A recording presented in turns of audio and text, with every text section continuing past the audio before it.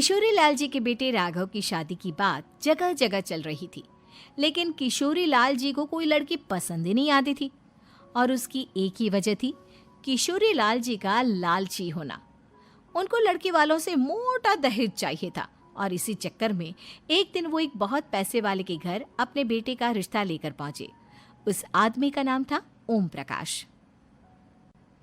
देखिए किशोरी लाल जी, मेरी एक ही बेटी है और मेरी सारी संपत्ति जायदाद सब कुछ मेरी बेटी नैना का ही है। पापा, नाम से लगता है बहुत खूबसूरत होगी। कितना अच्छा नाम है ना, नैना। ओ, वैसे बात तो सही है आपकी। अब इतना पैसा है, जमीन जायदाद है, इकलौती बेटी, आप भी क्या करेंगे? सब कुछ उसे ही देंगे ना। बिल्कुल ठीक पहचाना आपने। बस बेटी की शादी और सारी जायदाद उसके नाम। पापा, बिना देखे हाँ कर दीजिए ना। इतना अच्छा रिश्ता फिर कहाँ मिलेगा? माला माल हो जाएंगे हम। मैं अपनी बेटी को बुलाता हूँ।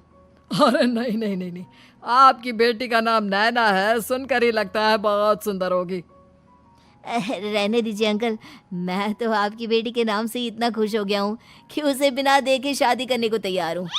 अब तो मैं उसका चेहरा सीधे शादी के बाद ही देखूंगा। और इस तरह राघव नैना का चेहरा नहीं देखता और उससे शादी कर लेता है। शादी के बाद अपनी सुहाग रात पर जब राघव नैना का घूंघट उठाकर देखता है तो नैना की आंखें बंद थी। कितने खूबसूरत हो तुम नैना, जरा अपनी आंखें खोलकर मेरी तरफ देखो तो सही। नहीं, मुझे शर्म आती है। अरे, मैंने तुम्हें शादी से पहले भी नहीं देखा, और अब अगर तुम आंखें खोलकर मुझे देखोगी भी नहीं तो मुझे अच्छा कैसे लगेगा? इससे पहले कि नैना अपनी आंखें खोलकर राघव की तरफ देखती, अचानक से लाइट चली गई और राघव नैना को पूरी तरह से देख भी नहीं पाया। अगली सुबह नैना राघव के लिए नाश्ता बनाकर लेकर आई। अरे ये क्या, आधा पराठा सेका हुआ है और आधा बिल्कुल कच्चा। ये तुमने क्या किया नैना? बहू, तुमने क्या आधा पराठा तवे से नीचे लटका कर रखा था, जो आधा सिका है और आधा कच्चा? मुझे जितना दिखेगा उतना ही तो सीखूंगी ना पापा जी। जहाँ जहाँ मुझे नजर आ रहा था वहाँ मैंने सीख लिया, जहाँ जहाँ नहीं दिखा वहाँ कच्चा रह गया होगा। इसका क्या मतलब है? ये कैसा मजाक कर रही है तुम? अरे बहू, तुमने इतना लंबा घूंघट क्यों लगाया हुआ है? देखो, हमारे घर में बहुओं को बेटी की तरह रखा जाता है, और फिर तुम तो इतना सारा माल लेकर आई हो। देखो, ये घूंघट डालकर रखने की कोई ज़रूरत नहीं है। हाँ नैना, पापा जी ठीक कह रहे हैं, तुम तो आराम से रहो, अपना ही घर समझो। नैना अचानक से अपना घूंघट उठा लेती है। अरे ये क्या पापा, नैना की तो एक आंख फूटी हुई है। नाम से नैना, लेकिन ये तो कानी बहू निकली। मेरे साथ धोखा हुआ है, धोखा। बिना दिखाए अपनी कहानी लड़की मेरे संग ब्याह दी। मुझे कहानी भी नहीं चाहिए। मुझे अभी ओम प्रकाश जी से बात करनी पड़ेगी। आखिर उन्होंने मेरे साथ ऐसा किया क्यों? अरे, आप लोगों ने ही तो पापा से कहा था कि आप लोग शादी से पहले मुझे देखना नहीं चाहते। अब मेरे पापा पर क्यों इल्जाम लगा रहे हैं? अरे लेकिन उन्हें बताना तो चाहिए था ना कि तुम कहानी हो, एक आंख से तुम्हें दिखाई नहीं देता। किशोरी लाल और राघव नाराज होकर ओम प्रकाश को अपने घर बुलाते हैं। पापा जी, ये आपने क्या किया? शादी से पहले बताया क्यों नहीं कि नैना की आंखों में परेशानी है? अरे, आप ही ने तो लड़की देखने से मना कर दिया था। और लेकिन आप बता तो सकते थे। आपको तो हमारी बेटी की प्रॉपर्टी चाहिए थी, वो भी पूरी की पूरी।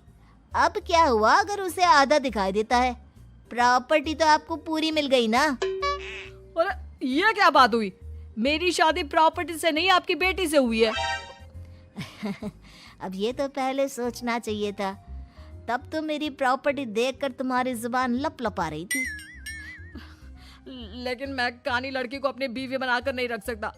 पापा, कुछ करिए ना आप। हाँ, करता हूँ।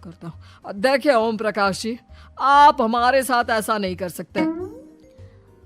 और तुम देखो, अगर तुमने मेरी बेटी से शादी तोड़ी ना तो जो भी प्रॉपर्टी मैंने तुम्हें दी है वो तो पूरी की पूरी वापस ले ही लूँगा और आधी प्रॉपर्टी तुम्हारी भी लूँगा। अरे मेरी आधी प्रॉपर्टी भला क्यों लेंगे आप? इसलिए क्योंकि मेरी बेटी को आधा नजर आता है और उसकी नज़र अभी तक तुम्हारी आधी जायदाद पर ही पड़ी है। अब तुम उसे घर से निकालोगे तो कुछ तो लेकर जाएगी ना। और अगर हम आपकी बेटी को अपने घर की बहू बना कर रखे तो? तो तुम्हारी पूरी प्रॉपर्टी तुम्हारी ही रहेगी और जो मैंने तुम्हें दिया है ना उसमें से बस मैं आधा लेकर जाऊंगा। अरे लेकिन अब आप अपनी दी हुई प्रॉपर्टी में से आधी वापस क्यों लेकर जाएंगे? अगर मैं आपकी बेटी को अपनी पत्नी बनाकर रखने को तैयार हूं तो? इसलिए ताकि भविष्य में अगर तुम मेरी बेटी को धोखा दो तो उसके पास कुछ तो रहे जो पति का हो। वैसे मेरे पास तो बहुत कुछ है लेकिन अपने पति की कोई निशानी तो उसके पास होनी चाहिए ना। अब अगर तुमने मेरी बेटी को कानी कहा तो तुम्हें प्रॉपर्टी भी कानी ही मिलेगी, पूरी नहीं। जमाए राजा। किशोरी लाल और राघव समझ चुके थे कि वो बुरी तरह फंस चुके हैं और अब उनके पास वहां से निकलने का कोई चारा नहीं है। अब समझ में आया ना, लालच बुरी बला होती है। एक तो तुम्हें प्रॉपर्टी मिली, ऊपर से बीवी मिली, उसमें तुम्हें नखरे भी दिखाने हैं। आए बड़े, चुपचाप बैठो दोनों।